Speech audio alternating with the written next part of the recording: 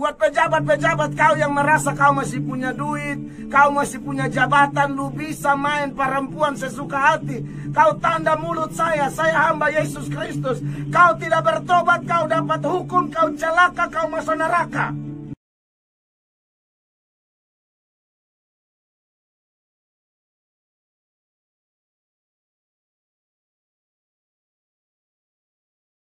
Baik, saudara-saudara yang diberkati oleh Tuhan Yesus Kristus, saya mengucap syukur bahwa pagi ini saya mendapatkan satu kesempatan lagi dari Tuhan untuk bisa berbagi berkat kepada semua pencinta firman Allah dimanapun Anda berada. Dan nats yang saya bahas dari minggu ke minggu yaitu dalam surat Yudas, dan ini sudah sampai di ayatnya yang ke-16. Saya akan bacakan ayatnya bagi kita semua. Demikian Yudas ayat 16. Mereka itu orang-orang yang menggerutu dan mengeluh tentang nasibnya, hidup menuruti hawa nafsunya, tetapi mulut mereka mengeluarkan perkataan-perkataan yang bukan-bukan, dan mereka menjilat orang untuk mendapat keuntungan. Nah, saudara-saudara yang diberkati oleh Tuhan Yesus Kristus, minggu lalu kita sudah menuntaskan ayat 15 ya. Di ayat 15 itu di mana kita tahu bahwa Yudas mengutip nubuatan dari keturunan ke-7 dari Adam, yaitu Henokh, di mana Henokh bernubuat bahwa Tuhan akan datang dan akan menghakimi orang-orang fasik dengan segala perbuatan fasiknya. Dan dalam penghakiman yang Tuhan lakukan nanti itu adalah satu tindakan yang tidak bisa dibantah oleh siapapun, di mana Tuhan dengan begitu luar biasa meyakinkan orang-orang fasik tersebut akan dosa-dosa mereka. Kenapa harus meyakinkan? Karena sebelum Tuhan meyakinkan orang-orang fasik tersebut, setiap kali bikin dosa, hal-hal yang menyakiti Tuhan, melanggar firman Allah, menyakiti sesama, merusak, memecah belah gereja, mereka telah melakukannya, tapi mereka seringkali berdalih, cari-cari alasan, melakukan pembenaran diri. Tapi pada waktu Tuhan datang, Tuhan meyakinkan. Dan ingat, kalau Tuhan yang meyakinkan, maka saya percaya bahwa tidak ada satu orang pun yang bisa membantah. Ya, kalau suami bikin dosa, ya istri tahu, lalu istri menegur, menyatakan kesalahan, suami bisa berdalih, ada suami yang bisa marah balik kepada istrinya, atau sebaliknya, ada istri yang ditegur oleh suami, tapi menjadi sombong, angkuh, tidak mau dengar, lalu dia serang balik pasangannya. Atau mungkin ada anak-anak yang demikian, kalau orang tua menegur mereka, mengingatkan mereka tentang pergaulan masa mudanya, harus waspada, harus hati-hati. Tapi ada anak-anak muda yang sok lebih pintar, sok lebih tahu, mereka berdalih, lalu mereka tidak sepakat dengan nasihat orang tua mereka. Tetapi waktu Yesus datang, siapapun mereka, orang-orang jenis ini tidak dapat membantah apa yang sudah mereka lakukan. Dan di ayat 15 mengingatkan bahwa orang-orang fasik itu melakukan perbuatan fasik. Perbuatan fasik yang dimaksud adalah satu gaya hidup berdosa yang dilakukan terus-menerus sebagai kegemaran, sebagai kesukaan. Jadi mereka bikin dosa tuh suka, bikin dosa itu gemar.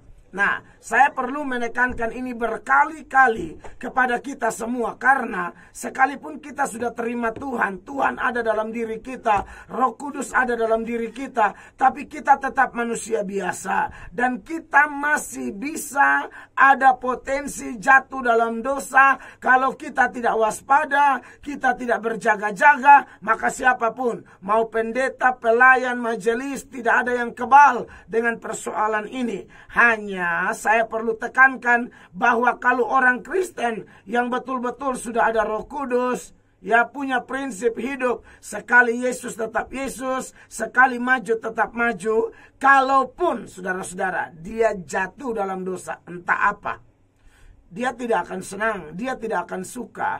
Tapi yang dibahas di ayat ini, perbuatan fasik yang dimaksud yang tadi itu, melakukannya senang, suka. Makanya saya sering memberi juga ilustrasi tentang perbedaan antara ayam dan bebek kalau masuk ke dalam kolam. Ya, kalau bebek masuk dalam kolam itu dia senang, dia menikmati kolam tersebut, air tersebut.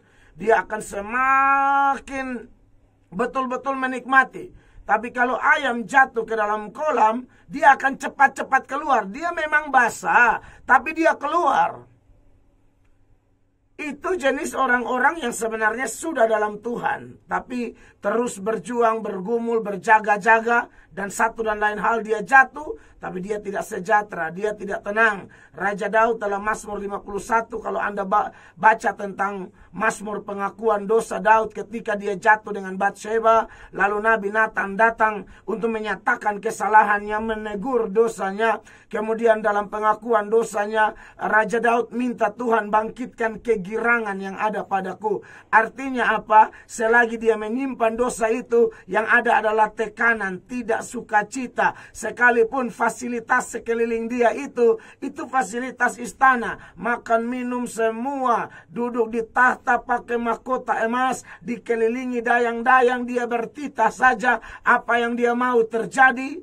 Tetapi saudara-saudara, karena Daud itu orang Kristen asli, kalau saya boleh sebut ya, dia kategori orang percaya sejati. Makanya ketika dia jatuh, dia tidak tenang ya. Dan kemudian saudara-saudara, selain perbuatan fasik di ayat 15 dari Yudas, dikatakan bahwa semua kata-kata nista yang diucapkan orang-orang berdosa yang fasik itu terhadap Tuhan. Nah, kata-kata nista itu kemudian dijabarkan panjang lebar lagi di ayat 16. Apa saja kata-kata nista mereka? Mereka itu orang-orang yang menggerutu dan mengeluh tentang nasibnya. Ya. Nah, saudara-saudara, orang-orang yang mengeluarkan kata-kata nista terhadap Tuhan ini, salah satu kebiasaan hidupnya ialah menggerutu, bersungut-sungut. Saudara-saudara, dalam hal ini saya perlu beri penekanan ya. Yang mereka lakukan ini ternyata mengeluh tentang Tuhan. Tuhan, kenapa hidup kami begini? Pokoknya Tuhan selalu salah di dalam pandangan mereka. Dan mereka tidak bisa tahan mulut mereka. Enak-enak saja mereka menyalahkan Tuhan dalam setiap keadaan nasib mereka yang mereka alami. Yang salah siapa? Tuhan. Yang tidak benar siapa? Tuhan. Yang rencananya tidak indah siapa? Tuhan. Selalu mereka ngomong. Dalam pengalaman pelayanan saya, seringkali ada orang bilang begitu. Pak Pendeta, Tuhan itu di mana? Sampai saya pernah baca di Facebook. Aduh, mereka kasih naik status hanya untuk Tuhan. Sambil tanya, engkau di mana Tuhan? Istriku sakit, aku sakit. Engkau di mana? Aku sudah keliling tim doa, berdoa keliling. Aduh. Setelah saya cek, memang orangnya dalam keadaan tekanan berat. Memang dia juga seorang pemabuk berat juga. Ya, berdoa juga, tapi campur aduk hidup kayak persis kayak yang dicatat oleh Yudas ini. Hidup fasik, perbuatan fasik, menista Tuhan, mempersalahkan Allah. Saudara, ini yang dilakukan oleh orang-orang yang Yudas bahas ini. Memang agak beda ya, mengeluh tentang Allah dan mengeluh kepada Allah. Ya. Kalau mengeluh kepada Allah, yang tadi saya bilang mengeluh tentang Allah, itu yang harus dihindari oleh kita semua.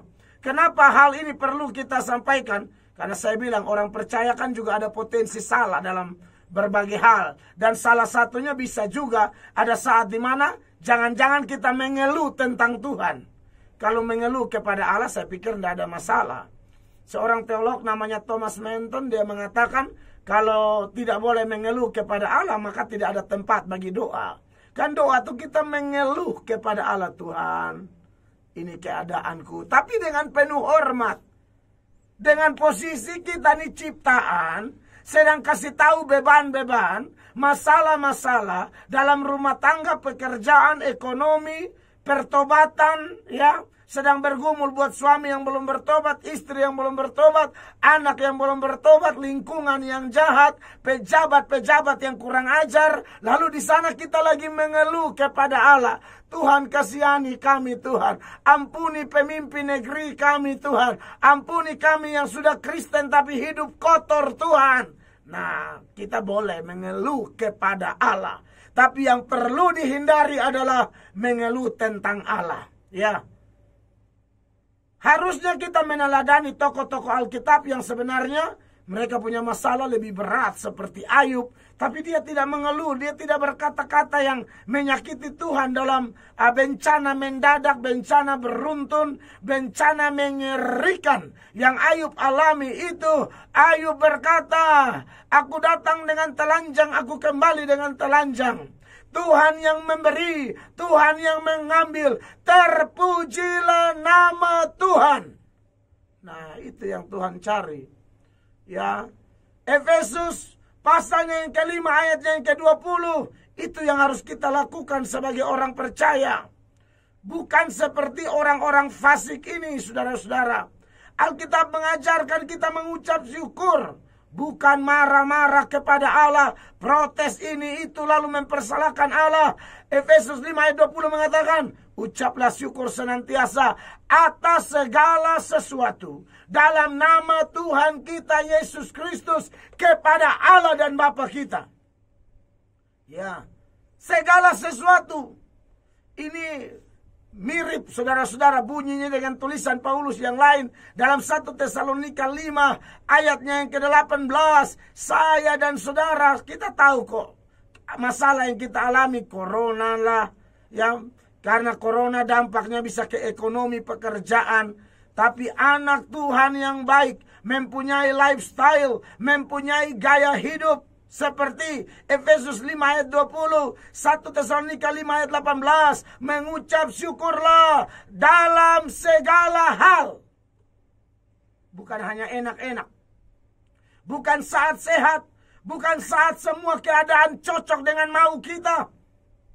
Tapi di saat Anda melihat sepertinya belum ada titik terang dari pergumulan doa yang Anda naikkan kepada Allah. Tapi anak Tuhan yang baik akan berdoa dengan penuh ucapan syukur. Ya, bandingkan juga dengan apa yang dicatat dalam surat Filipi. Filipi pasalnya yang ke-4, ayatnya yang ke-6. Di sana dikatakan demikian. Janganlah hendaknya kamu khawatir tentang apapun juga, tetapi nyatakanlah dalam segala hal keinginanmu kepada Allah dalam doa dan permohonan dengan ucapan syukur. Bukan permohonan dengan sungut-sungut, permohonan dengan ucapan syukur.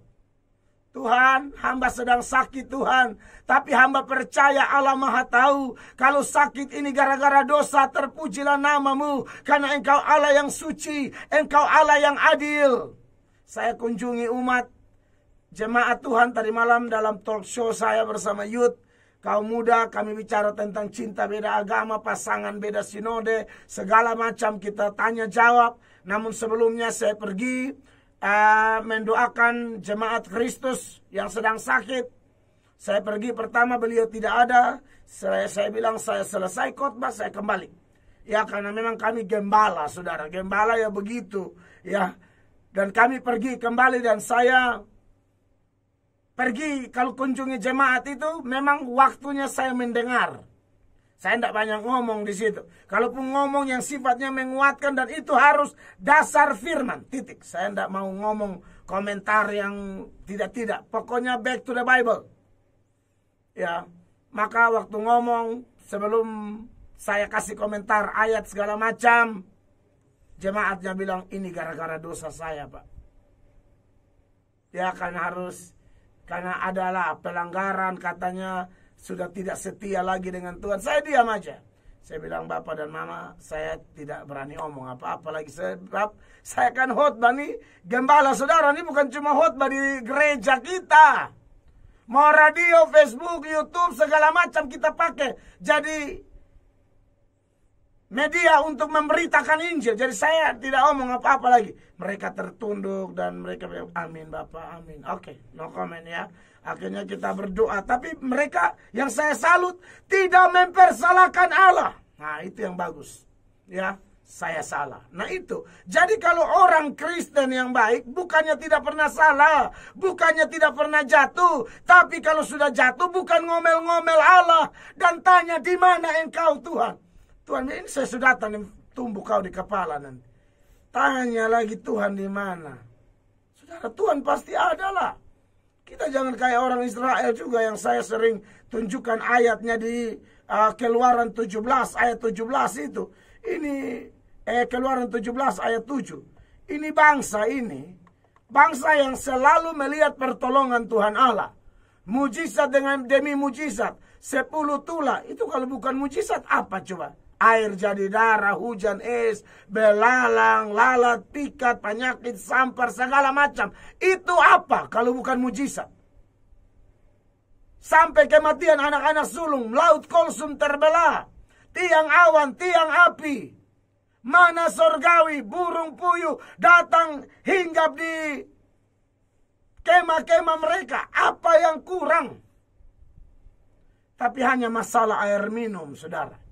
Di Masa dan di Meriba, bangsa itu bilang begini, perhatikan. Keluaran 17 ayat 7.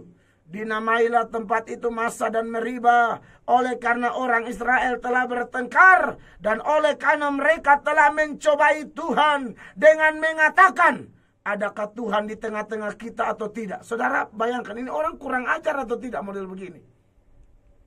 Laut Merah terbelah bagi dua. Di saat engkau bingung mau kemana, di depan laut, di belakang Firaun dengan tentara-tentaranya sedang mengajar kalian.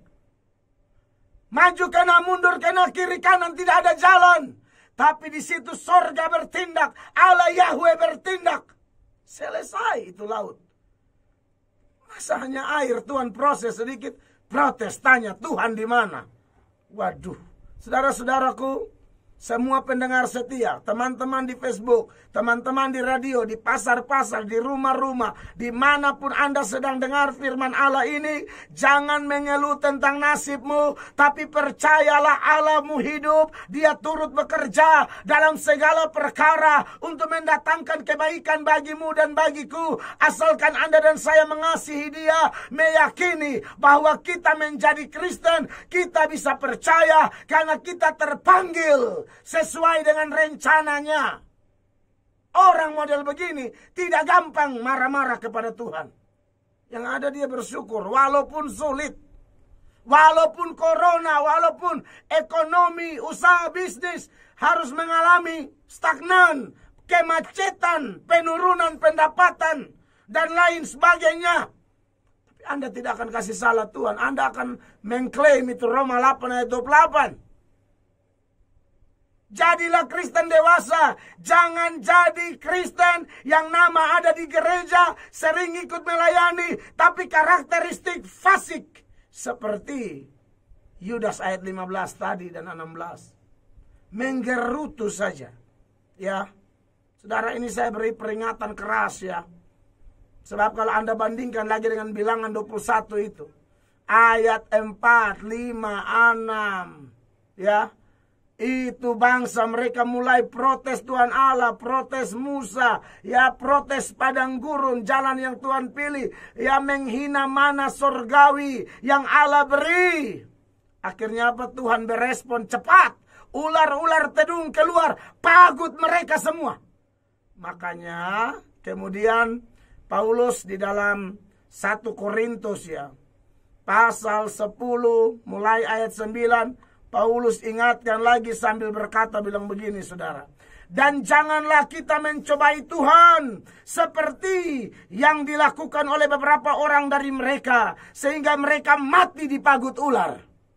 Dan janganlah bersungut-sungut seperti yang dilakukan oleh beberapa orang dari mereka, sehingga mereka dibinasakan oleh malaikat maut. 11. Semuanya ini telah menimpa mereka sebagai contoh, garis bawahi, sebagai contoh dan dituliskan untuk menjadi peringatan bagi kita yang hidup pada waktu di mana zaman akhir telah tiba.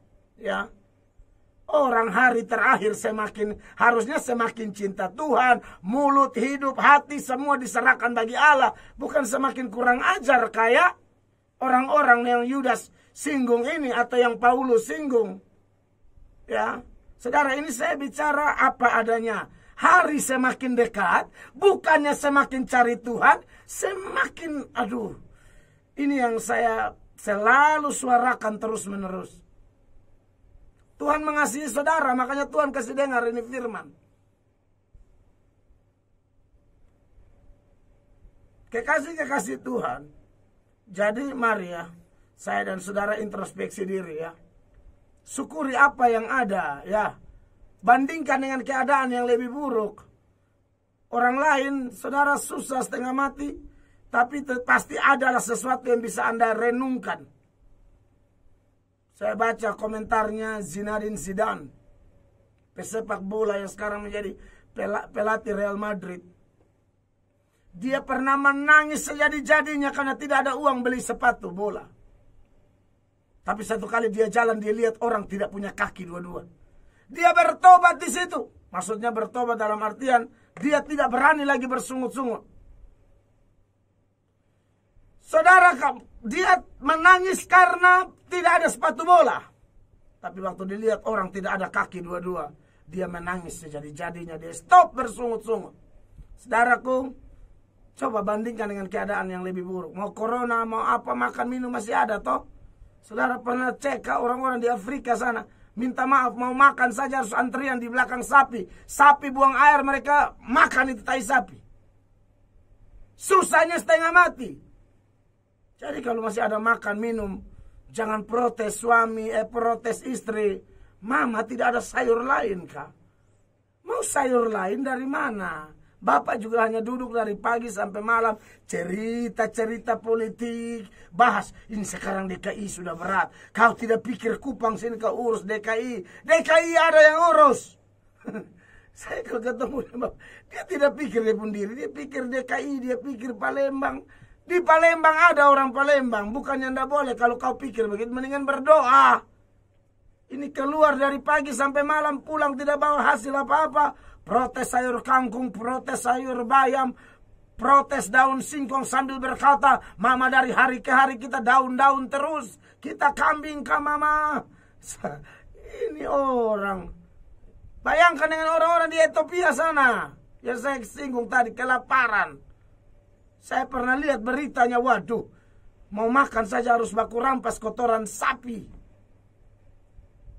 Kekasih-kekasih Allah, sebagai hamba Tuhan Yesus, saya ingatkan Anda dan saya ya, waspadalah supaya kita jangan terjebak dengan apa yang dibahas oleh Yudas di dalam ayatnya yang ke-16. Apalagi yang perlu kita bahas selain suka menggerutu dan mengeluh tentang nasibnya, mereka hidup menuruti hawa nafsunya. Nah, ini perlu kita pikirkan, perlu kita renungkan. Nah, saudara, hawa nafsu ini kan bisa bermacam-macam ya. Seperti hawa nafsu itu bisa terjadi saat ada kemarahan, kebencian atau dendam, ya, iri hati, itu bisa ada hawa nafsu di sana. Akhirnya kita mau supaya orang mati, orang celaka, kita tidak senang lihat orang bahagia. Lalu tamak, rakus, ya hanya gara-gara tanah sedikit bisa kakak adik kandung tidak saling bicara, bahkan bisa bunuh-bunuhan. Itu hawa nafsu, ya. Cinta uang. 1 Timotius 6 ayat 10 mengatakan akar segala kejahatan adalah cinta uang, karena memburu uanglah orang telah membuat dirinya susah, mengorbankan iman dan lain sebagainya. Gara-gara uang ada suami jual istri. Gara-gara uang ada ibu-ibu antar anaknya kepada pejabat-pejabat, pejabat-pejabat yang gatal. Lalu antar anaknya kasih cerita dengan pejabat, berharap pejabat bisa pakai, bisa tidur, lalu kasih sekolah anaknya. Ada. Kurang ajar. Pejabatnya kurang ajar, ibu kandungnya juga ibu bukan hati manusia, ibu hati binatang. Saya harus ngomong. Mentang-mentang anaknya cantik, dia sorong-sorong di ini. Pejabat-pejabat penjahat kelamin di mana-mana yang dia tahu pejabat jahat dia kasih. Nah, ini orang-orang hidup dalam hawa nafsu. Buat pejabat-pejabat kau yang merasa kau masih punya duit, kau masih punya jabatan, lu bisa main perempuan sesuka hati. Kau tanda mulut saya hamba Yesus Kristus.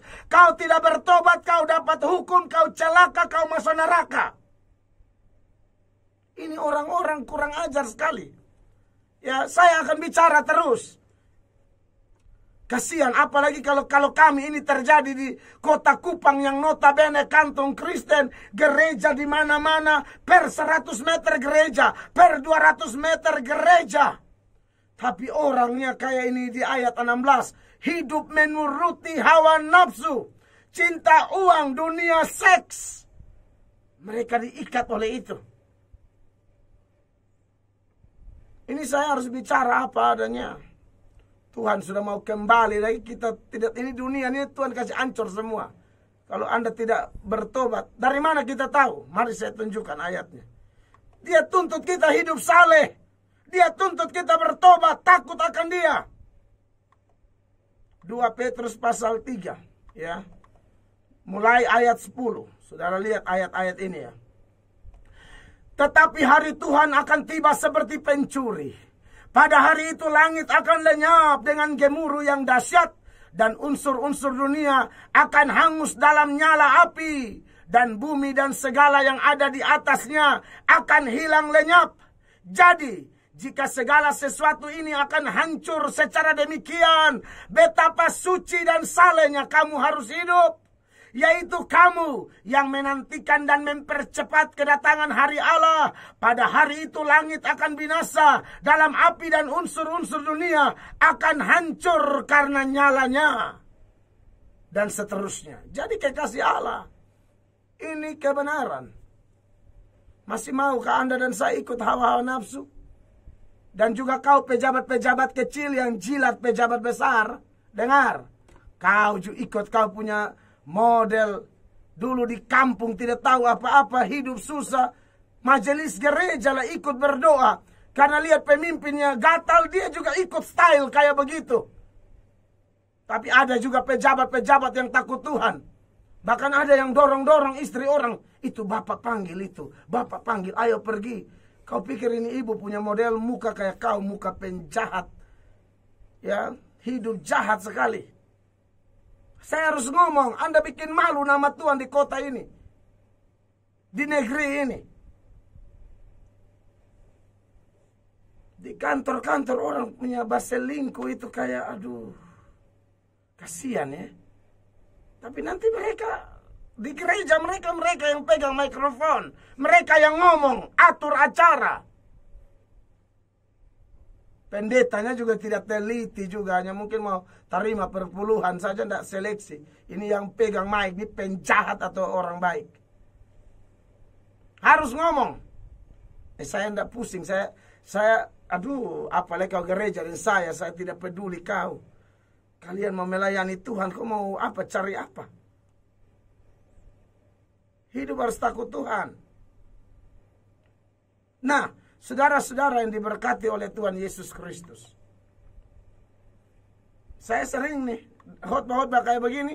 Yang pencinta dosa datang nasihat saya. Ngomongnya pelan. Pak Pendeta, ya khotbah tolong diatur. Kawin. Setan satu datang nasihat saya. Suruh khotbah saya diatur. Jangan terlalu keras. Karena saya tahu ini orang di kantornya korupsi. Korupsi kelas berat. Bangun rumah mewah dari uang korupsi. Datang nasihat saya lagi. Yang satu lagi pemabuk berat.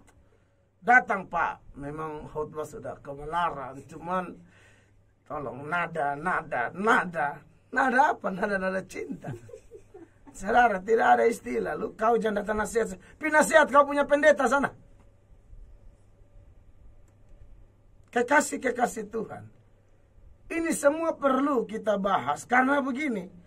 Ini nih yang membuat orang akhirnya menjadi orang yang suka protes Tuhan Allah. Terbukti ada yang protes khotbah saya, padahal saya khotbah dengan dasar firman, dan saya tegur memang ada fakta di lapangan kok.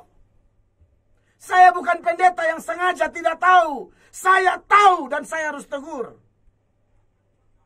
Saya tahu kok penjahat-penjahat itu kok. Masa saya tidak tegur bagaimana? Mau cari apa saya? Jadi, saudara-saudara, ini perlu kita ingat karena ini hawa nafsu ini kata yang dipakai di sini. Ini yang dipakai juga dalam Markus pasal 4 ayat 19. Dan ini yang seringkali menjadi penyebab firman Allah tidak bertumbuh saat kita mendengar kalau kita mempunyai hawa nafsu tersebut. Markus 4 ayat 18-19 lah ya. Dan yang lain ialah yang ditaburkan di tengah semak duri. Itulah yang mendengar firman itu. Lalu kekhawatiran dunia dan tipu daya kekayaan dan keinginan-keinginan. Itu nafsu yang dimaksud. Akan hal yang lain masuklah menghimpit firman itu. Sehingga tidak berbuah. Nah, kenapa orang tidak bertobat? Karena dikuasai nafsu, nafsu seks, nafsu jabatan, ya, kebencian, dendam, iri hati. Itu yang menguasai orang sehingga pendeta khotbah sampai orang Kupang bilang gargantang mau putus, dia tetap bermain lumpur. Pak, kalau engkau dengar ini dan kena engkau, Tuhan sayang kau, lebih baik kau bertobat, Pak. Anda orang Kristen dari nol, tidak ada apa-apa, dari orang remehkan, Tuhan angkat kau, dapat posisi, kau bukannya cinta Tuhan, kau bikin kesaksian, nama Tuhan rusak, hanya gara-gara kau punya nakal-nakal terlambat. Orang tuh nakal baru bertobat, atau kurang ajar lu jadi pejabat teladan gitu loh.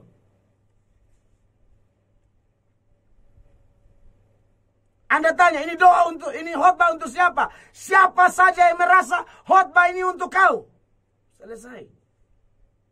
Tanya untuk siapa lagi? Siapa saja. Jadi kekasih Tuhan, memang ini pagi kita mesti mulai dengan panas seperti ini. Karena kalau tidak begini, aduh, setan bekerja, setan ketawa kita. Ya. Ya sudahlah, cukup sudah itu. Karena yang si mari atur